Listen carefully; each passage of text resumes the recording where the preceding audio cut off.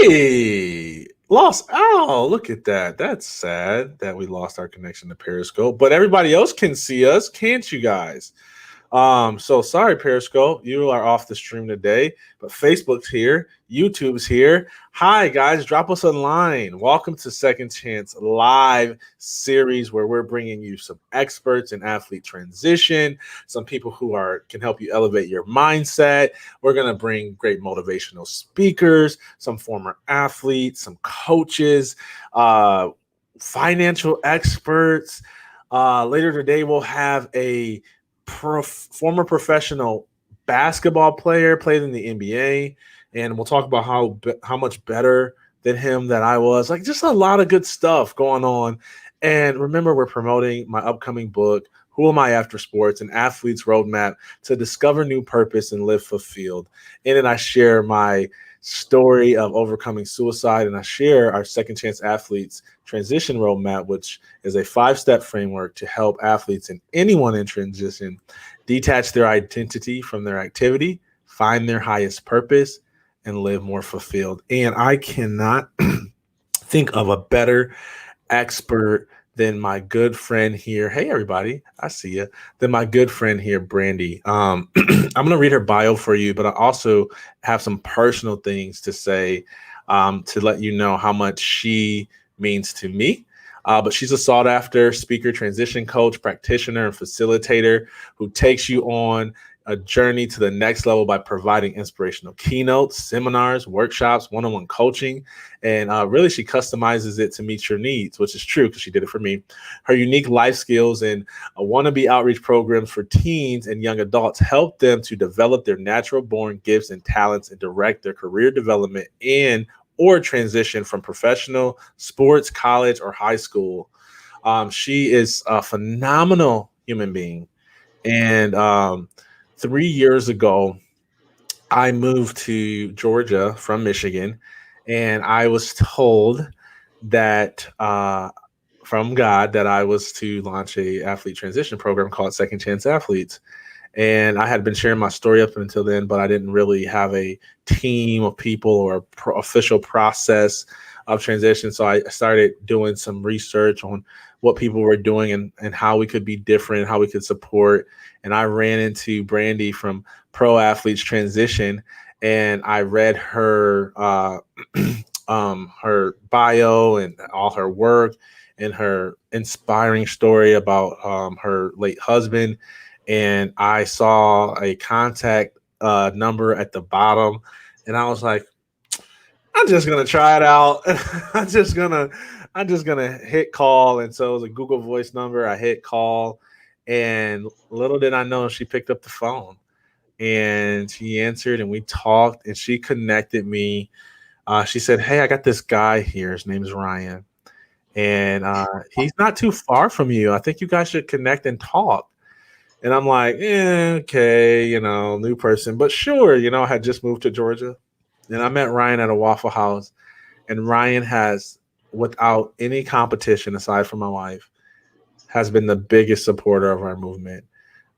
He's had so many conversations with former athletes and helped them transition. He was there when we had our first meeting and 7 people were in the room. He's literally my friend. I celebrated his birthday with him.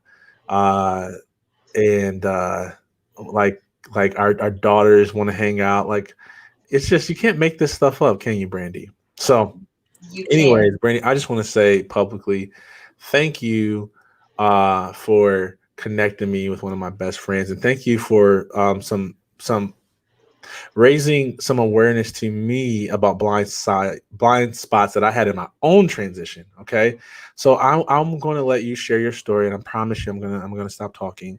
But before I let you share your story, I just want to encourage people to host a watch party. If you're watching on Facebook, if you're watching on another platform, click that share button. Share this with someone you love, care about, because we're going to talk about transition. We're going to talk about stuff that can help you move forward in life, live more fulfilled. We're going to introduce you to a very inspirational story that Brandi will share here in a second. And so we appreciate your advocacy, helping us create awareness. And if you have any questions throughout our time together, go ahead and just drop it in the comments. Our team will collect them, and we'll make sure that we'll save some time for a little Q&A if you have some specific questions about Brandi's story. So, all right, Brandi, I'm going to shut up now, and you have the floor. Let them know a little bit about how you got into transition and why you're so passionate about this subject area. Thank you, Darryl. Darryl, I'm telling you, the day that you picked up the phone, I think you were shocked that I actually answered the phone, and I was. it was an amazing conversation to have you talk to me and be vulnerable. And how I ended up getting involved in what I do today is because I was married to a professional athlete, Jeff Winans, who has now since passed away. But I started getting involved in athlete transition in 2008. And we had gone through so much in our own life. Back in 2005, I had written The Flip Side of Glory, talking about the things that we went through when the shoulder pads and the helmets come off, and the family unit is lost in transition. We continually will talk a lot about players being lost in transition, but it's the whole family unit that is involved in it. And we tend to forget that. And the family unit has to understand what you, like Darryl, was going through in his transition of having injuries. My husband had multiple injuries throughout his 7 year of professional football, but he actually played 18 years of football. So if Darryl had started at a young age and was in college and had all these aspirations and dreams of going to the pros, and then in one instant, that dream is gone, and you have physical injuries, which will create major emotional depression, which will also create career and financial difficulties. And then the final key thing that I ended up working out was the family unit, the family support of not understanding what the player's going through. Yeah. And we kept seeing it over and over again. I saw it firsthand when I went to the congressional hearings in 2007. Was the first time from 1981, I'm an old lady now, to 2007, when I walked into the congressional hearings or the DICA press conference, and then the hearings, to find out that there was all these other families in the same room with us. And we all thought we were alone going through it, because the one thing that happens when you do transition is you want your family unit, especially your athlete, when they do walk out that front door in their community, because they have become that little local hero in that community, you want them to still have that dignity and integrity. And sometimes with the depression and the things they're going through, that's all they have. Right. That's how I got involved in it, and it just started taking off. I was at the hearings. I ended up doing an HBO Real Sport interview. My book came out at the same time. I was getting calls. I was getting emails from people all over the country saying, I just saw your HBO interview. I just read your book. I just saw you on the internet. This is my life. I need somebody to talk to. Wow.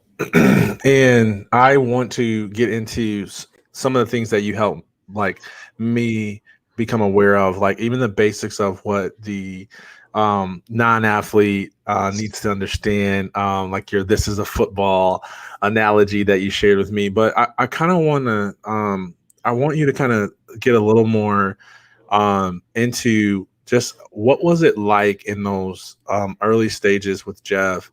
How did you start recognizing that he was having some transition issues and some problems? And I'd love for you to just share that if you're comfortable. When Jeff first left football, like I said, we didn't have anybody to turn to, and he became extremely depressed. He was having physical injuries. At that time, it was his lower spine and upper neck.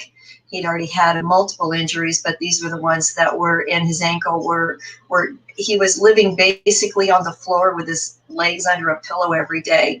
His whole demeanor, his manhood, he was crushed. He was literally crushed. And in the beginning, I tried to be extremely understanding, well, in a few days, it's all going to work out. In a few days, he's going to be back to his old self, and in a few more days, it got worse and worse and worse. And at times there was one time when he physically tried to commit suicide because he thought at that time that it was the only way that he could end up providing for me. And Wow. when you think about those things, we didn't have cell phones back in that day. And I got thrown into the aspect of sole support of our family. And I was traveling a lot. We didn't have cell phones. And when I was gone, all I did was worry about him. At the beginning, I could not get him to get help. He basically wanted to self-sustain himself in a room. He didn't want to come out. He didn't want to have anybody around him because he really felt in his heart that he had failed everybody, that he couldn't look at his family, his parents, everybody that he had the family unit with. All of a sudden, he just needed to be by himself. And it just seemed like forever and ever and ever it took until I could get him to actually come out of a room. He really just needed time to grieve. I think people forget, and you can understand this, Darryll, is that literally when you have an injury and your whole life has been pushed to focus on sports, and that's your gift and passion, everything has gone to hell in a handbag, and your identity has been stolen and given to somebody else overnight. Mm-hmm. So you have a death in the family. Literally, it's yours. Mm-hmm. And you have to have that time to grieve. And I started understanding firsthand that that's what Jeff really needed. He needed that time to grieve. He needed that time to find himself again and to discover what else he could do in his life and reevaluate his life to find his other passions. So powerful. Thank you so much. And I know that just kudos to you for enduring that season and then carrying the torch of this message to others.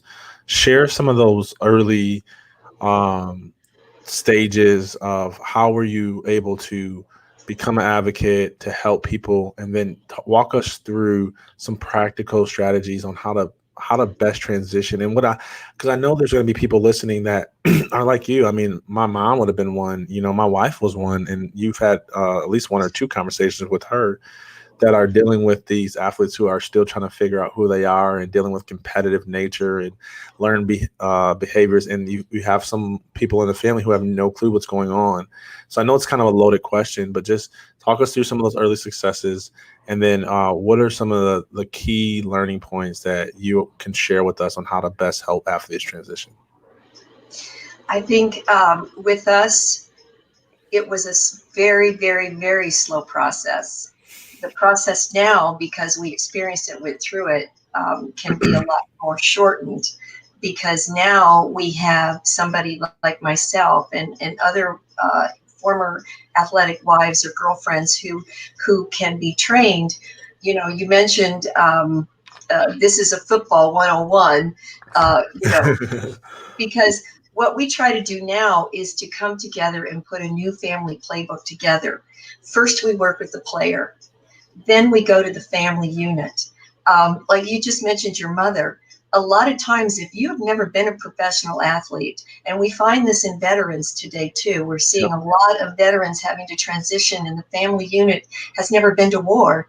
But the NFL or any type of athletic program or sport really is, you're in a battle, you're in a war, and you're competing.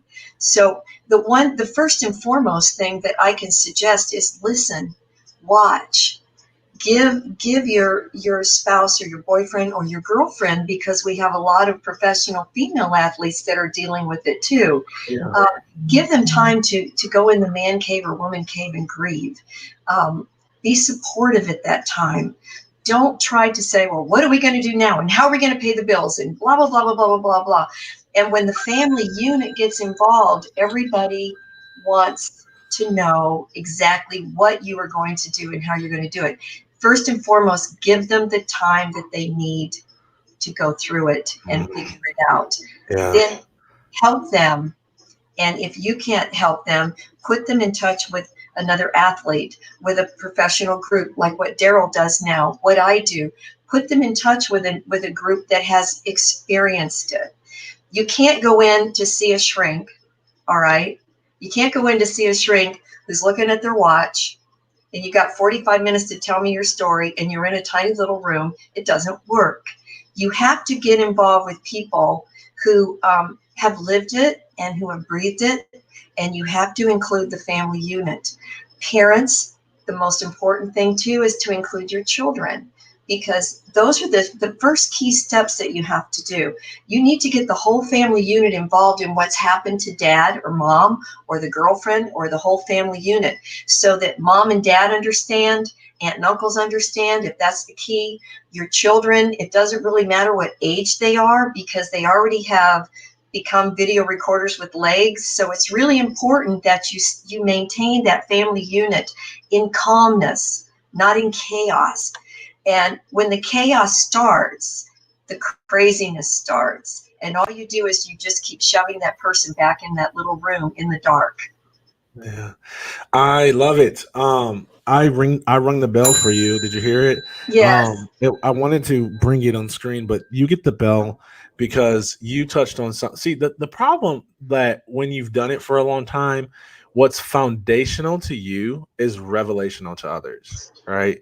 And so I just gotta like slow down for a second and not like fast track to my next question, because I really want people to get like how important it is for some things that you said. Number one, giving an athlete space to grieve.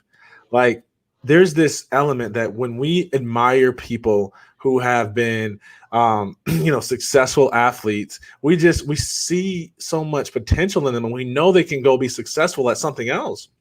So there's this tendency to be like, you can do this and you can do that and go do your thing and all this stuff. And we never stop to focus and be like, hey, like, how are you missing your sport? Like, how are you processing that?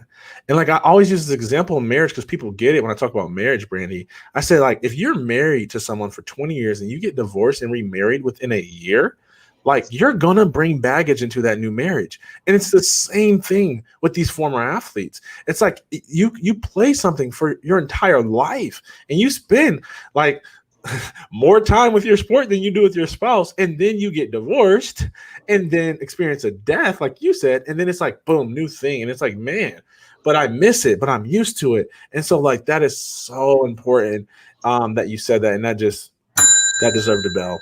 And so I'm excited about that. Man, The other thing that you know, in doing that though, you also have to consider, just like, watching you right now, getting so excited about it again and being able to help somebody, but also there's other avenues of that sport that you can continue to be in, so you don't have to lose that sport if that's where you're at. So there's other education, there's things to go back and do to stay in that sport, but also there's a lot of other things that you have been doing that you hadn't even thought about. Maybe I could use that now and develop that passion over here, because you've put all that on hold for your first passion. right. What's your thoughts on the parallels between athletes in transition and the world that's in transition right now because of COVID, pivoting speakers into virtual speakers and pivoting brick and mortars to do more podcasting and online outreach? And like the world is in transition right now because of the effects of the pandemic. And I'm curious to know, what advice do you have for people who may not be an athlete, but they are indeed in a season of transition?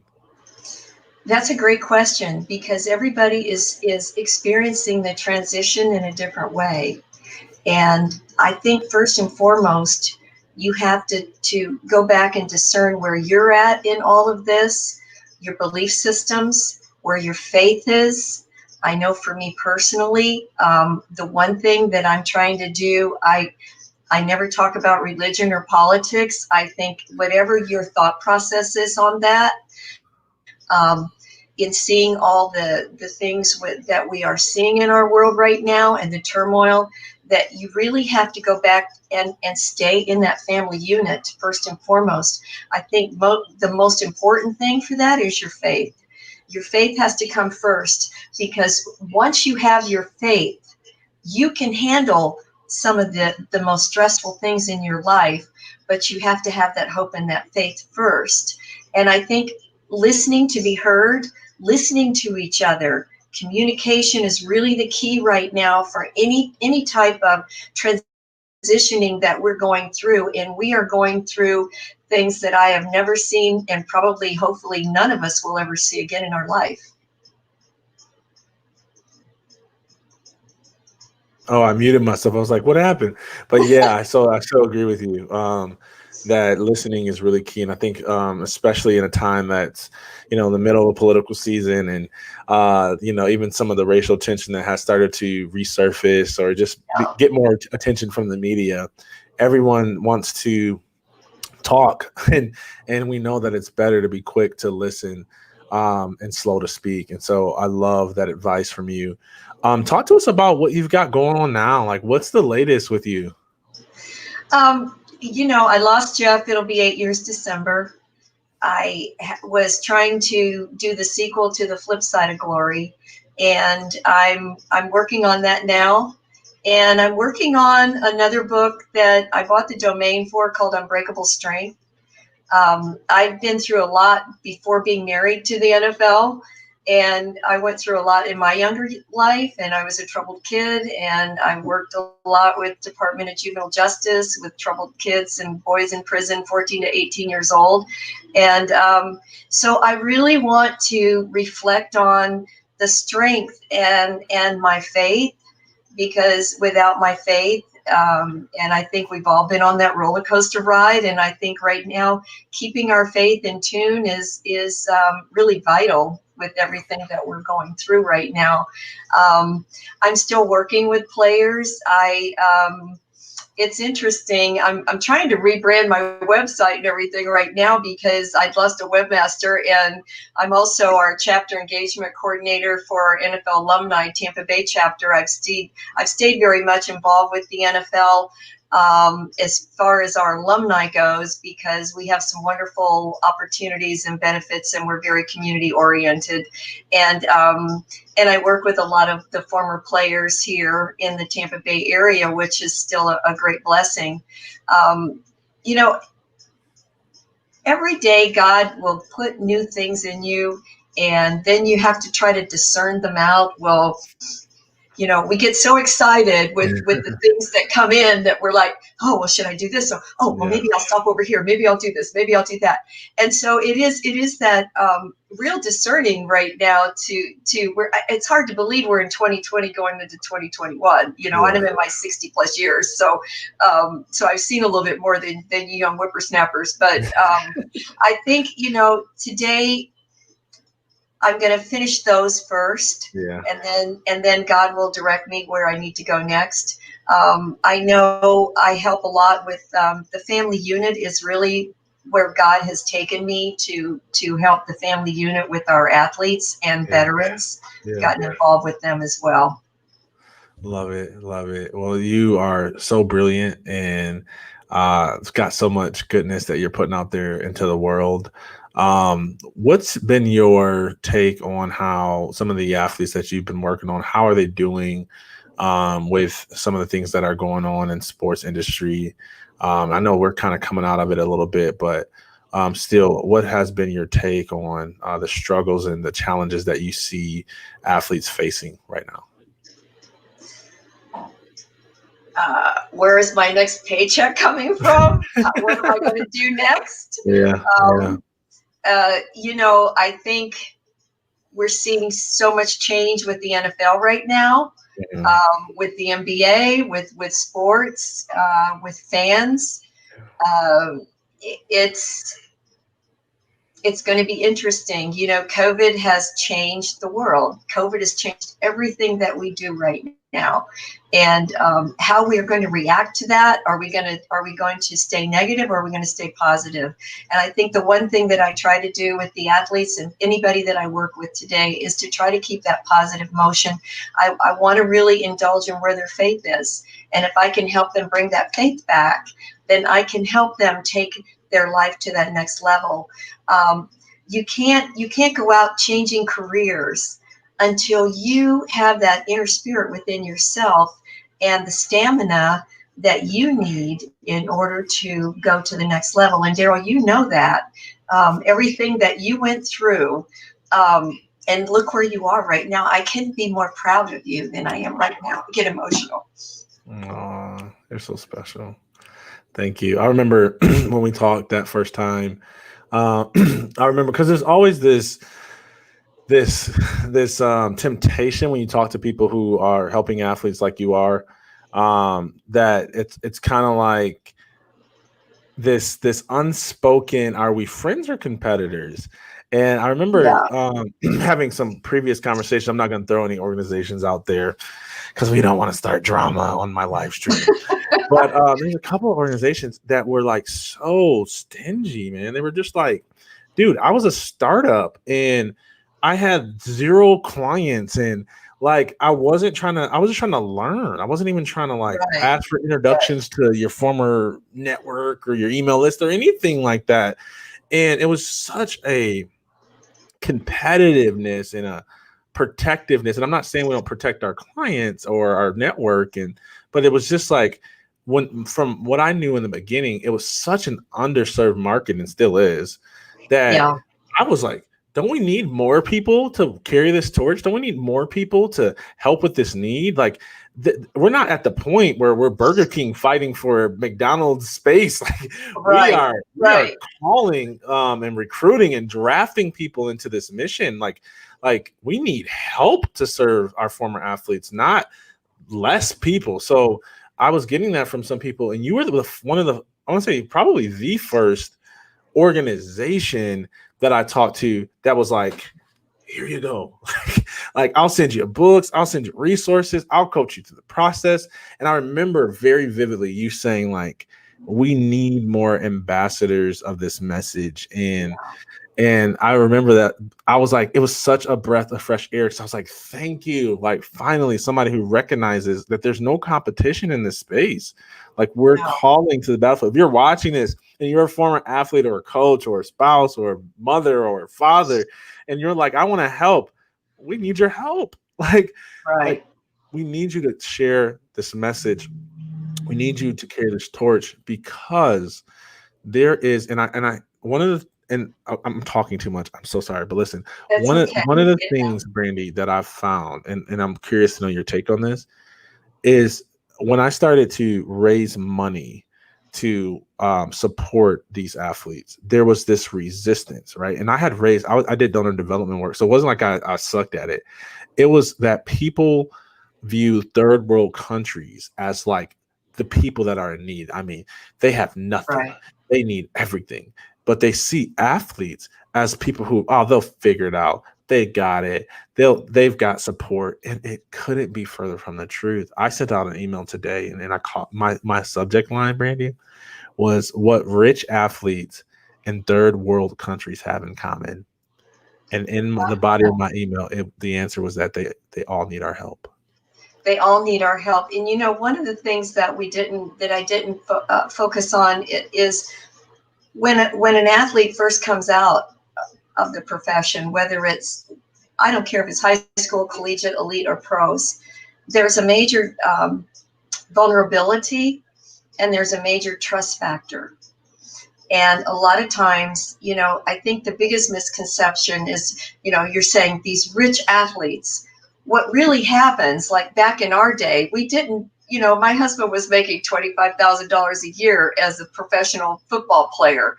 When he left, he's making under $100,000.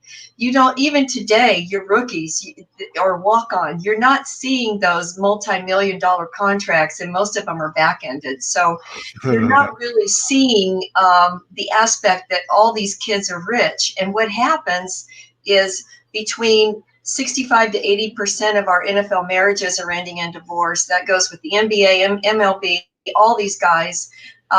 You're on top for a very limited time. And that money goes very quickly, especially when all that family interference hits in of where we're going to go and how we're going to support everybody else in the family. So, when you're looking at stuff like that, you have to go back and say that we cannot, look at an athlete as somebody who is privileged and rich. They have worked their hind end off to get where they are. And they took a lot of focus and a lot of discipline. And the average Joe forgets that. All the years that it took, like Jeff and you, 18 years of football, 7 years of the pros with my husband, to get where he was. He was a veteran. He is a veteran because it took that kind of discipline and focus to get there and to fight all the pain and everything that he went through to stay on top for that length of time. And we forget that. It doesn't matter if you're high school or college and the things you went through in college as well, and the disappointment that took you. And this is what I'm going to finish with. You went through all those experiences, suicide, everything, attempted suicide, because God was taking you on a magnificent journey to take you where he did, to bring you where he is now. Mm-hmm. Love it. Yeah, I love it. Sometimes I like to say it this way, that we waste time, but God doesn't waste time. God doesn't waste mistakes. God doesn't waste seasons. And so he definitely didn't waste my pain or yours, by the way. So what a great way to close us out is by reminding people that what is painful now will serve you later. Yes. And Yes.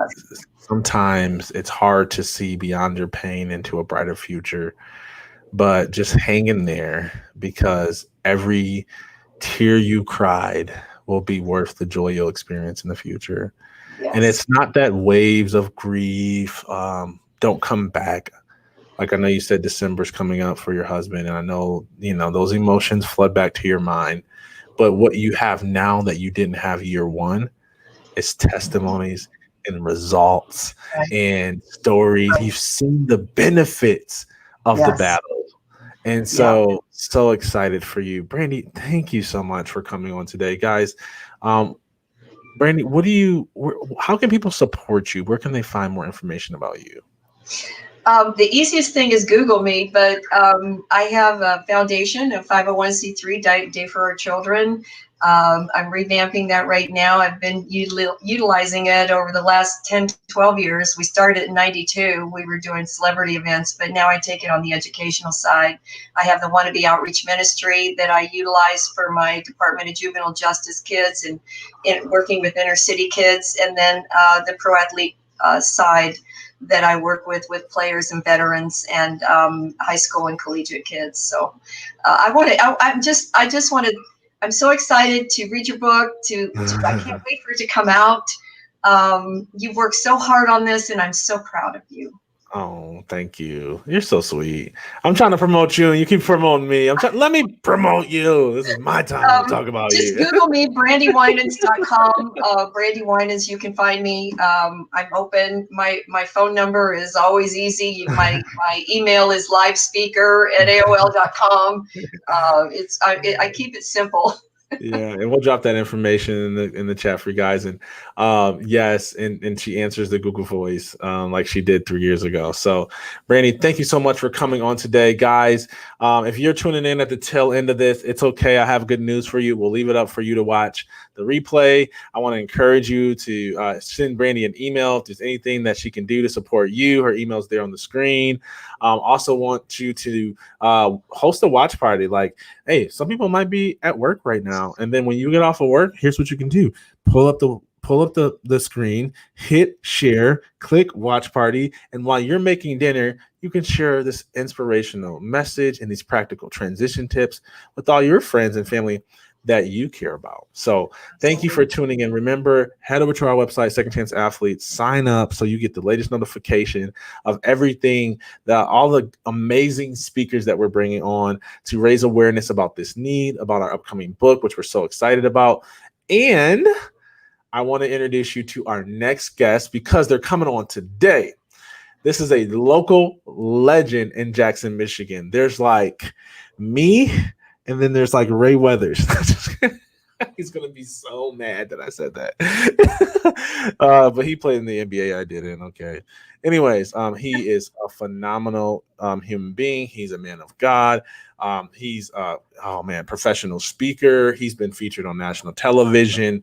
Like, you're going to want to hear him. He's going to bring some great content like you heard today from Brandi. So join us back at, I want to say 5-ish something. It's on Facebook. Look it up. The right time is there. I get myself in trouble when I start announcing times because we want you to experience Ray and what he has to offer. So I'm going to drill him, and y'all get to, you know what? I hope that a bunch of people from Jackson join in so we can vote on who's the best, and we can finally just go ahead and end that battle. So it's out of Tony Dungy, me, and Ray. I forgot to say that I am also available for keynote inspirational speaking. Anytime you need me, let me know. Of course. Yeah, we already know. We can feel it. We can hear it in your voice and your message. So guys, listen, if you need a keynote speaker, this is your girl. She's got tons of experience, by the way. So anyways, till next time, guys, we'll see you later. We're going to sign off now. Thank you again for tuning in. And remember, do something with what you learn. All right? Amen. Bye.